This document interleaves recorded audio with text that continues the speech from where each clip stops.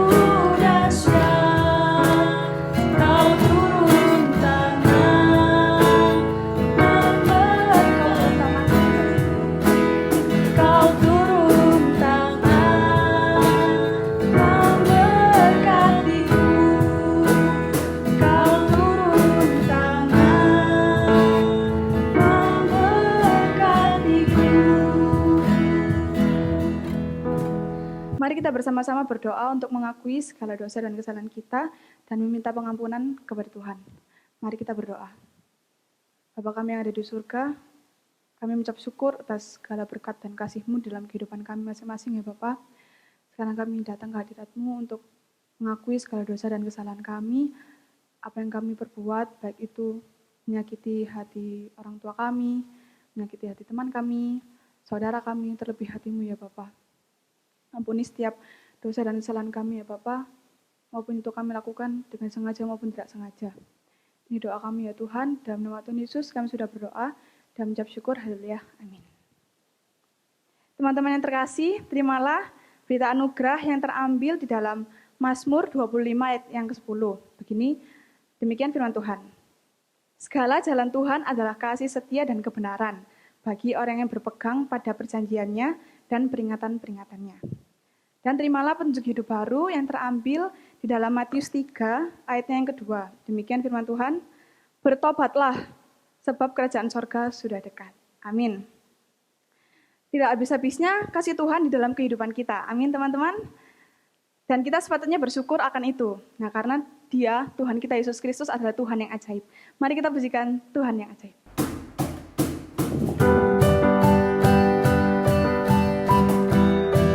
Tak terbayang kebesaran Tuhan di dalam kehidupan kita. Dan tak terbanding kekuatannya. Dia megah bagi kita. Tak terbayang kebesaran-Mu dan tak terbanding kekuatan-Mu Tuhan. Kau megah bagiku. Setiap jiwa dan pengharapan telah kuserahkan untuk rencana-Mu Tuhan. Kau Raja atasku.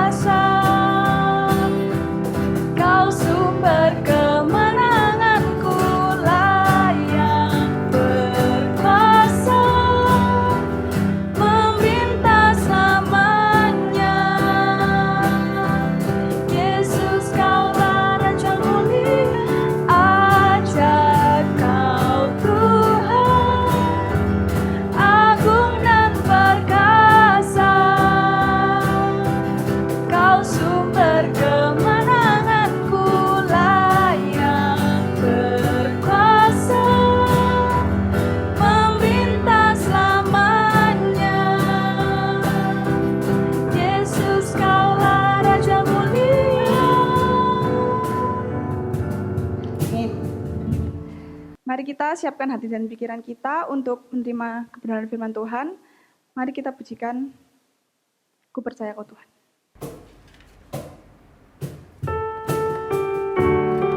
Dia yang lebih tahu cara untuk membuka jalan kita, dan Dia mengerti cara untuk menolong setiap kita.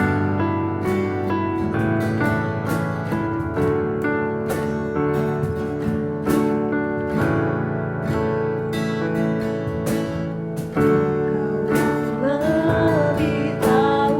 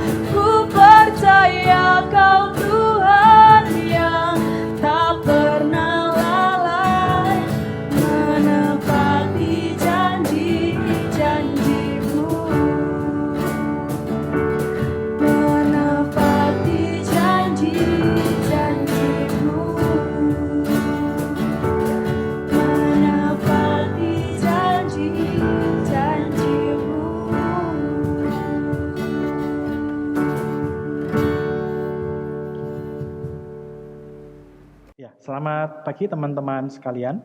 Senang sekali bisa bertemu dengan kalian beribadah bersama. Meskipun kita tidak beribadah dalam lokasi yang sama, tapi saya percaya hal ini tidak menghalangi Tuhan bekerja di tengah-tengah kita, bahkan menjumpai setiap kita secara pribadi. Nah, sebelum kita mendengarkan firman Tuhan, mari kita bersama-sama berdoa. Kita mohon kekuatan dan pertolongan dari Tuhan menyertai kita. Mari kita berdoa. Bapa di surga, kami bersyukur untuk pagi yang Tuhan berikan kepada kami. Kami boleh kembali beribadah, memuji, memuliakan Tuhan. Sebentar kami akan bersama-sama merenungkan kebenaran firman-Mu. Tolong setiap kami di dalam perenungan firman ini. Tolong hamba-Mu di tengah segala kelemahan dan keterbatasannya. Tolong juga setiap kami dimanapun kami berada, sehingga pemberitaan firman ini boleh menjadi kesempatan kami kembali mengalami perjumpaan dengan Engkau. Kami berdoa Tuhan supaya pemberitaan firman ini boleh sungguh-sungguh memuliakan dan menyenangkan Tuhan. Menyerahkan waktu ini ke dalam tangan-Mu, pimpin setiap kami, di dalam nama Tuhan Yesus kami berdoa. Amin. Teman-teman, perenungan pada pagi hari ini terambil dari Kisah Rasul pasal yang ke-9, ayat yang pertama sampai yang ke-9. Saya hanya akan membaca ayat yang pertama sampai yang ke-9. Kisah Rasul pasal yang ke-9, ayat yang pertama sampai yang ke-9, begini bunyi firman Tuhan. Sementara itu berkobar-kobar hati Saulus untuk mengancam dan membunuh murid-murid Tuhan. Ia menghadap imam besar dan meminta surat kuasa daripadanya untuk dibawa kepada majelis-majelis Yahudi di Damsyik, supaya jika ia menemukan laki-laki atau perempuan yang mengikuti jalan Tuhan, ia menangkap mereka dan membawa mereka ke Yerusalem. Dalam perjalanannya ke Damsyik, ketika ia sudah dekat kota itu, tiba-tiba cahaya memancar dari langit mengelilingi dia. Ia rebah ke tanah dan kedengaranlah olehnya suatu suara yang berkata kepadanya, "Saulus, Saulus, mengapakah engkau menganiaya aku?" Jawab Saulus, "Siapakah engkau, Tuhan?" Katanya, "Akulah Yesus yang kau aniaya itu. Tetapi bangunlah dan pergilah ke dalam kota, di sana akan dikatakan kepadamu apa yang harus kau perbuat." Maka termangu-mangulah teman-teman seperjalannya, karena mereka memang mendengar suara itu, tetapi tidak melihat seorang juga pun. Saulus bangun dan berdiri, lalu membuka matanya, tetapi ia tidak dapat melihat apa-apa. Mereka harus menuntun dia masuk ke Damsyik. 3 hari lamanya ia tidak dapat melihat, dan 3 hari lamanya ia tidak makan dan minum. Amin. Teman-teman sekalian, sekitar tahun 2001, tepatnya pada tanggal 11 September tahun 2001, waktu itu terjadi sebuah peristiwa yang benar-benar menggoncang dunia, begitu ya. Jadi ada sekelompok teroris yang membajak 4 pesawat sebenarnya, tetapi mereka hanya menabrakkan 2 diantaranya ke gedung kembar WTC di New York, Amerika. Yang terjadi waktu itu dunia gempar dan 3.000 orang meninggal dalam peristiwa tersebut. Nah teman-teman, peristiwa ini ketika terjadi peristiwa di WTC ini menjadi semacam pembuka begitu ya terhadap gerakan-gerakan lain yang kurang lebih sejenis. Sejak peristiwa itu muncul berbagai macam gerakan yang mengatasnamakan dalam tanda kutip agama. Misalnya ada Boko Haram di Nigeria, ada juga Hizbullah di daerah Timur Tengah, dan juga yang terakhir yang lumayan populer itu ada ISIS di daerah Irak dan Syria. Nah teman-teman, meskipun gerakan-gerakan ini berbeda lokasi, tetapi ada satu kesamaan di antara gerakan-gerakan ini. Gerakan-gerakan ini memiliki landasan yang sama. Gerakan-gerakan ini sama-sama dimotori atau digerakkan oleh semangat yang disebut sebagai fundamentalisme agama. Orang-orang yang punya paham ini berpikir begini, bahwa mereka itu perlu menjaga yang namanya kemurnian agama. Mereka perlu menjaganya, bahkan bila perlu mereka perlu membela kemurnian agama. Orang-orang yang punya paham ini biasanya berpikir begini nih, bahwa mereka ini yang paling benar. Di luar mereka itu sudah pasti salah. Orang yang beragama berbeda dari mereka sudah pasti salah. Orang yang agamanya sama, tapi pandangannya berbeda dengan mereka, juga salah menurut mereka. Nah, karena mereka merasa mereka adalah kelompok yang paling benar, maka biasanya mereka itu akan muncul menjadi korektor, menjadi orang yang membenarkan orang-orang yang salah tersebut. Ada kalanya mereka mencoba membenarkan dengan cara yang baik, tapi kalau tidak bisa, mereka akan berusaha mengoreksi dengan cara kekerasan. Kalau masih tidak bisa, maka pilihan yang mereka lakukan, ya mereka akan menumpas orang-orang yang dianggap salah tersebut. Nah teman-teman, meskipun seringkali tindakan mereka itu lebih dari apa yang bisa kita pikirkan ya kekejamannya, tapi mereka merasa bahwa dengan melakukan hal-hal itu, mereka itu sebenarnya sedang berbakti kepada Tuhan. Nah, kenapa kok kita membicarakan gerakan-gerakan ini, teman-teman? Karena gerakan-gerakan ini membantu kita memahami kenapa sih ya kok Paulus itu menganiaya orang Kristen. Dulu waktu kecil saya selalu bertanya-tanya apa yang salah ya, kenapa kok orang Kristen itu harus dibenci oleh Paulus. Nah, gerakan-gerakan ini, teman-teman, membantu kita memahami kenapa kok Paulus itu membenci gerakan kekristenan. Kenapa dia harus menganiaya orang-orang Kristen pada masa itu. Nah, sama seperti kita hari ini, pada masa Paulus itu juga ada sebuah paham fundamentalisme agama, begitu ya, yang mungkin bisa kita sebut sebagai Pinehasme. Nah, kenapa disebut sebagai Pinehasme? Karena gerakan ini tuh biasanya dikaitkan dengan seorang yang namanya Pinehas. Dia ini cucu dari imam besar Harun. Kalau teman-teman baca di bilangan 25, kalau masih belum pindah, begitu ya. Nah, di bilangan 25 itu diceritakan begini nih, orang Israel itu membuat Tuhan marah. Kenapa kok Tuhan marah? Karena mereka menyembah Baal Peor. Bukan hanya itu, mereka menikah dengan orang Moab. Padahal Tuhan jelas-jelas melarang mereka menikah dengan orang di luar Israel. Nah, di tengah kemarahan Tuhan terhadap orang Israel itu, Pinehas, cucunya Imam Harun, itu menjadi pahlawan. Dia mengambil tombak, kemudian dia itu membunuh seorang Israel yang menikah dengan perempuan Moab, beserta juga dengan perempuan Moabnya. Nah, dicatat waktu itu karena yang dilakukan oleh Pinehas ini, maka amarah Tuhan itu menjadi surut. Nah, peristiwa ini itu menimbulkan semacam pola pikir begitu ya di antara orang-orang Yahudi bahwa ada kalanya mereka itu harus membela kemurnian agama dan tradisi yang mereka warisi. Dan Paulus ini merupakan salah satu orang yang punya pandangan fundamentalis tadi. Para sarjana yakin berdasarkan kesaksiannya Paulus ini orang yang menganut fundamentalisme agama. Nah, problemnya di sisi lain, teman-teman, ketika kekristenan muncul pertama kali, kekristenan ini dianggap sebagai bidat atau sekte. Kenapa kok disebut sebagai bidat atau sekte, disebut sebagai kelompok yang sesat? Karena memang ide yang dimunculkan kekristenan pada masa itu memang cukup membuat orang Yahudi tersinggung. Misalnya begini, orang-orang Kristen itu menegaskan bahwa bait Allah itu tidak lagi perlu. Itu kalian bisa baca di dalam Kisah Rasul pasal yang ke-7, ketika Stefanus membela diri, salah satu yang dia nyatakan waktu itu, dia menyatakan bahwa kita sudah punya Kristus, kami sudah punya Kristus. Dan Kristus itu menggenapi bait Allah, sehingga kita tidak lagi membutuhkan bait Allah. Nah, problemnya buat orang Yahudi, bait Allah ini merupakan bangunan yang penting. Bukan hanya secara agama, tapi juga untuk identitas keagamaan mereka, bangunan ini sangat penting. Bukan hanya itu, ketika orang-orang Kristen mengatakan bahwa Yesus itu sama dengan Yahweh di Perjanjian Lama, itu membuat orang-orang Yahudi sangat tersinggung. Nah, karena alasan-alasan ini tidak heran, Paulus itu ingin meluruskan orang Kristen, bahkan kalau tidak bisa, dia ingin menumpasnya. Kalau kita baca di dalam Kisah Rasul pasal yang ke-9 tadi, Paulus ini ternyata cukup fundamentalis begitu ya. Sampai-sampai dia itu meminta surat rekomendasi dari imam besar, agar dia itu diizinkan untuk menangkap orang-orang Kristen di Damsyik. Nah, menariknya kita semua sudah tahu kisah ini, saya yakin, karena sejak sekolah minggu kita sudah mengenal kisah ini. Ketika Paulus mendekati Damsyik, Tuhan menjumpai dia. Paulus berjumpa dengan Tuhan. Nah, teman-teman, pengalaman ini bukan pengalaman mistik.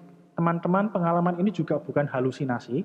Karena kita tidak bisa berhalusinasi yang sama di waktu yang sama, begitu ya. Kalau kita melihat sesuatu yang sama di waktu yang sama, penjelasannya itu bukan halusinasi, itu peristiwa yang nyata. Dan yang dialami Paulus ini peristiwa yang nyata. Dia benar-benar berjumpa dengan Tuhan. Dan perjumpaan ini menjadi titik penting yang mengubah cara pandang dan cara hidupnya Paulus.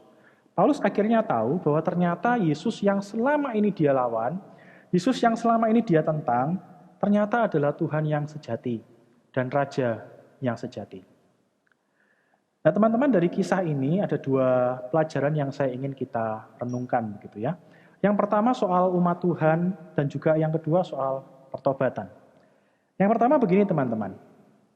Kisah pertobatan Paulus ini mengajarkan kepada kita bahwa ternyata umat Tuhan dan Tuhan itu memiliki kaitan yang sangat erat. Umat Tuhan dan Tuhan itu merupakan satu kesatuan yang tidak bisa dipisahkan.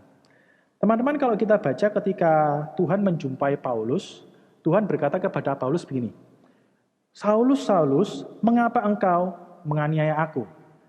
Paulus kemudian tanya, "Tuhan, kamu siapa?" Begitu ya. "Siapa engkau, Tuhan?" Tuhan kemudian menjawab begini, aku ini Yesus yang engkau aniaya. Teman-teman, kalau saya jadi Paulus waktu itu ya, saya mungkin akan bertanya, Tuhan, gua ketemu lu aja nggak pernah kok, gimana caranya menganiaya, begitu ya. Nah tapi di sini teman-teman sebenarnya ada satu hal yang mau disampaikan oleh penulis Kisah Rasul Lukas, bahwa ternyata gereja dan Tuhan itu merupakan satu kesatuan yang sangat erat. Sedemikian eratnya sampai-sampai Paulus itu menggambarkan relasi umat Tuhan dan juga Tuhan. Itu seperti kepala dan tubuh. Tuhan menjadi kepalanya, umat Tuhan atau gereja itu menjadi tubuhnya.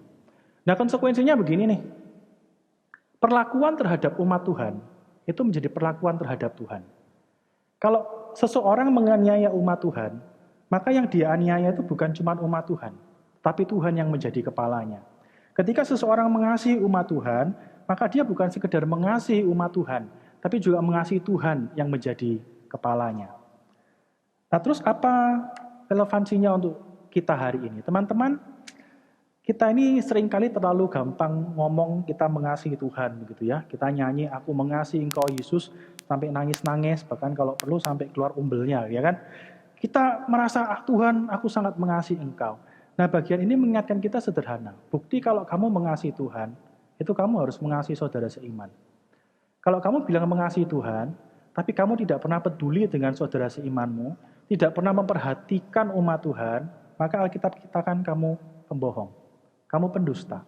1 Yohanes jelas bilang begini, orang mau bilang, aku mengasihi Tuhan, sedangkan Tuhan tidak kelihatan, ya kan? Saudaranya yang kelihatan aja tidak dikasih, maka orang itu pendusta. Bukti bahwa kamu mengasihi Tuhan, kamu akan mengasihi saudara-saudara seimanmu. Kamu akan mengasihi umat Tuhan.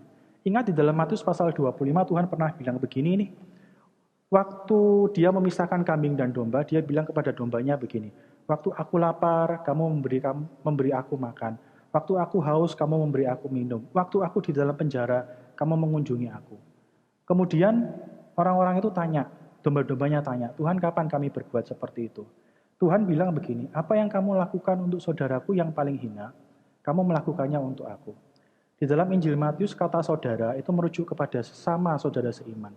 Sehingga Tuhan mau ajarkan sekali lagi begini, kalau kamu memang mengasihi Tuhan, maka tidak bisa tidak. Kamu harus mengasihi umat Tuhan. Kalau kamu bicara kamu mengasihi Tuhan, tapi kamu tidak pernah peduli dengan orang lain, dengan saudara seimanmu, kamu hidup hanya untuk dirimu sendiri, maka kamu cuman membual. Kamu cuman berdusta, kamu tidak sungguh-sungguh mengasihi Tuhan. Salah satu bukti kamu mengasihi Tuhan, kamu harus mengasihi umat Tuhan. Salah satu bukti kamu mengasihi Tuhan, kepala gereja, kamu akan mengasihi umat Tuhan yang ada di dalam gereja.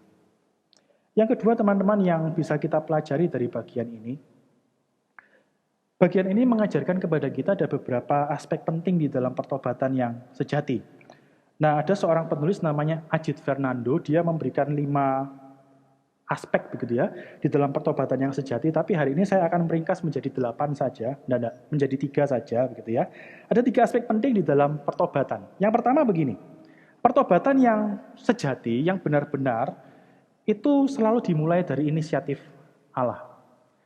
Pertobatan yang sejati selalu dimulai dari inisiatif Allah. Pertobatan tidak pernah dimulai dari kita. Kita tidak bisa mencari Tuhan. Di dalam Efesus pasal yang kedua, Paulus katakan kita semua ini sudah mati di dalam dosa. Namanya orang mati itu tidak bisa mencari sesuatu, benar ya? Kalau orang mati mencari sesuatu ngeri kita, benar tidak? Namanya orang mati sudah jelas mati tidak bisa berbuat apa-apa. Makanya kita tidak mungkin bisa mencari Tuhan. Kita tidak punya keinginan untuk bertobat. Pertobatan itu selalu dimulai dari Allah yang mencari kita. Di dalam bagian ini Paulus bertobat bukan karena dia sedang mencari Tuhan. Tidak, dia sedang melawan Tuhan. Dia bertobat karena Tuhan yang mencari dia. Tuhan yang menjumpai dia. Nah sama seperti itu pertobatan yang sejati terjadi itu bukan karena kamu mencari Tuhan. Tapi karena Tuhan yang mencari kamu. Pertobatan yang sejati itu selalu dimulai dari Allah. Dan menariknya begini teman-teman. Allah kita itu punya cara yang kreatif untuk mencari orang-orang yang dia pilih. Allah kita itu punya cara yang kreatif untuk mengajak kita bertobat. Saya teringat sebuah kisah yang diceritakan oleh seorang dosen dari Amerika begitu ya. Dia itu ceritakan begini teman-teman. Di satu negara di Timur Tengah ada seorang misionaris yang melayani di sana. Nah, diam-diam misionaris ini mengadakan acara nonton bersama begitu ya. Tapi nontonnya bukan nonton film Korea, percayalah. Nontonnya itu nonton film Yesus begitu ya. Nah, mereka mengadakan acara ini diam-diam, tujuannya begini, supaya tidak ada penyusup. Tapi tanpa mereka sadari, diam-diam ada penyusup. Ya kan? Ada penyusup di tengah-tengah mereka. Nah, acara nonton itu berjalan, setelah selesai, tiba-tiba ada satu orang yang merupakan penyusup itu maju. Ketika dia maju, dia itu membuka jubahnya. Ketika dibuka, isinya itu bom. Isinya bukan gunting, kertas, dan snack bukan ya. Isinya itu berbagai macam bom dan dinamit. Orang-orang yang ada di sana waktu itu benar-benar ketakutan gitu ya. Wah, bakal mati nih gua gitu ya. Tapi orang itu bilang gini, tenang. Saya tidak akan meledakkan bom ini. Kemudian dia ceritakan begini. Awalnya dia memang mau datang ke tempat itu untuk mati bersama-sama dengan orang-orang di sana. Tapi ketika film Yesus itu diputar, dia tuh melihat sosok Yesus di dalam film itu, seolah-olah itu terus berbicara kepadanya, ikutlah aku, ikutlah aku, ikutlah aku. Dia tuh sampai tidak bisa bergerak selama acara tersebut. Hari itu dia bukannya mati bersama dengan orang-orang tersebut, tapi ternyata dia justru dihidupkan dari kematian rohaninya. Teman-teman, pertobatan selalu dimulai dari Allah. Dan luar biasanya Allah kita punya cara yang kreatif untuk menarik kita. Yang kedua, teman-teman, yang bisa kita renungkan soal pertobatan, kita juga belajar begini nih. Yang namanya pertobatan itu selalu terkait dengan Yesus. Pertobatan itu ada Yesus yang menjadi senternya, ada Yesus di titik tengahnya. Teman-teman, Paulus itu bertobat karena dia mengalami perjumpaan dengan Yesus. Sesudah dia bertobat, yang dia lakukan, dia menyerahkan dirinya di bawah otoritas Yesus. Dia menundukkan dirinya di bawah Yesus. Nah, teman-teman, sama seperti itu yang namanya pertobatan sejati, itu harus ada Yesus di tengah-tengahnya. Ini penting untuk menguji apakah kita sudah sungguh-sungguh bertobat atau kita belum sungguh-sungguh bertobat. Kalau hari ini kamu menjadi Kristen karena ya dipaksa papa mamamu ke gereja, ya kan? Kamu nonton acara ini karena dipaksa papa mamamu, ya. Ada masalah dengan pertobatanmu. Atau kamu datang ke gereja kenapa? Ya karena di gereja ini ada cewek yang cantik yang saya sukai gitu ya. Nah, itu ada masalah dengan pertobatanmu. Pertobatan harus dimulai dengan perjumpaan dengan Yesus. Ada Yesus yang menjadi pusat. Tapi bukan hanya karena Yesus kamu bertobat, tapi kamu menundukkan diri kepada Yesus sesudah kamu bertobat. Ini juga penting. Kalau kamu mengaku kamu sudah bertobat, sudah mengenal Tuhan, tetapi hidupmu hanya untuk dirimu sendiri, kamu tidak pernah peduli dengan apa yang Tuhan inginkan dalam hidupmu, maka teman-teman ada yang salah dengan pertobatanmu. Ingat baik-baik, pertobatan itu selalu dimulai dari Yesus. Dan sesudah kamu bertobat, kamu akan menundukkan dirimu di bawah Yesus. Pertobatan harus dimulai dengan Yesus, bukan alasan yang lain. Dimulai karena Yesus, kamu lihat Yesus ini begitu indah. Dan kamu mau menjadi pengikutnya Yesus, mau menundukkan dirimu di bawah kakinya Yesus. Itu pertobatan yang sejati. Yang ketiga, teman-teman, yang kita pelajari soal pertobatan, kita diingatkan begini. Pertobatan itu selalu membawa kita menyukai hidup dalam komunitas orang percaya. Pertobatan itu akan membawa kita menyukai hidup dalam komunitas orang percaya. Teman-teman, Paulus sesudah dia bertobat, dia tidak mengasingkan diri bertapa sendirian gitu ya. Yang penting ketemu dengan Tuhan, tidak. Yang dia lakukan begitu dia bertobat, kalau kita baca nanti di bagian selanjutnya, pasal yang ke-9 ini, dia berbaur dengan saudara-saudara seiman, baik di Damsyik, setelah itu dia juga pergi ke Yerusalem. Nah teman-teman, apa yang mau Lukas sampaikan di sini begini nih. Sama seperti itu, pertobatan itu seharusnya tidak membuat kita semakin individualistik. Pertobatan itu seharusnya akan membuat kita sadar bahwa kita ini bagian dari umat Allah. Dan kita itu akan suka hidup bersama dengan umat Allah yang lain. Teman-teman ingat baik-baik, di hadapan Tuhan, Tuhan itu melihat kita sebagai satu kesatuan. Tiap pribadi dihargai oleh Tuhan. Tetapi di hadapan Tuhan, kita ini sebuah komunitas umat Tuhan. Teman-teman ingat Tuhan mengajarkan doa kepada kita, doa Bapa kami. Tuhan tidak mengajarkan doa Bapakku. Tuhan kenapa pakai kata kami jamaah? Karena di hadapan Tuhan, kita semua ini satu kesatuan, kita semua ini komunitas. Sehingga implikasinya begini, pertobatan harusnya tidak membuat kamu individualistik. Tidak peduli dengan orang lain, sukanya menyendiri, tidak mau ke gereja, begitu ya. Tetapi akan mendorong kamu hidup dan mengasihi komunitas umat Allah.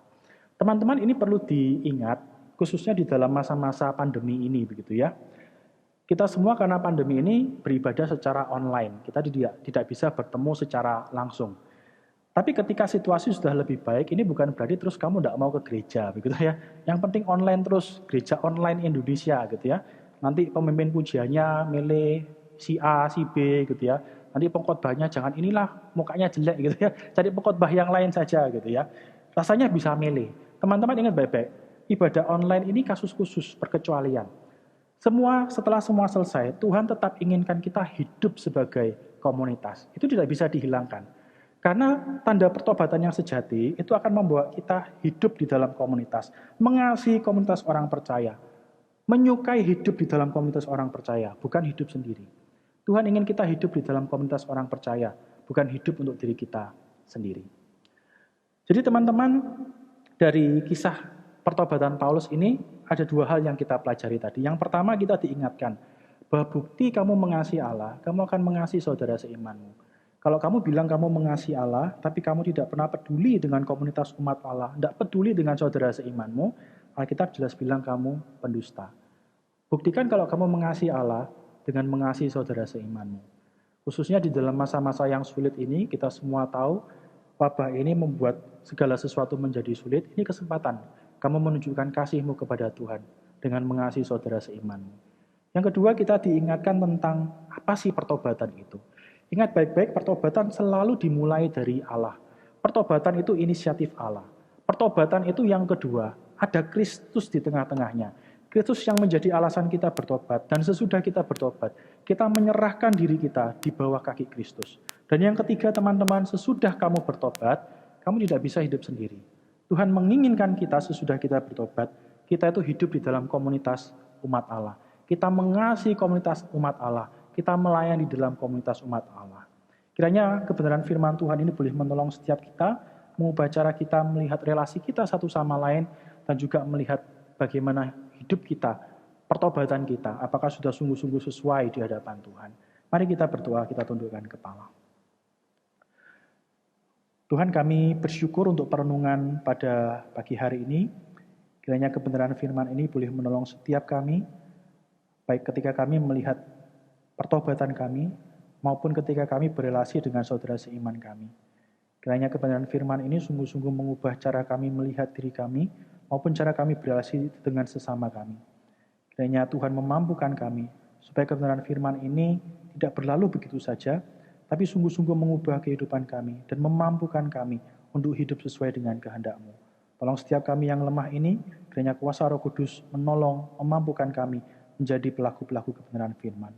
Dengar doa kami, di dalam nama Tuhan Yesus kami berdoa. Amin.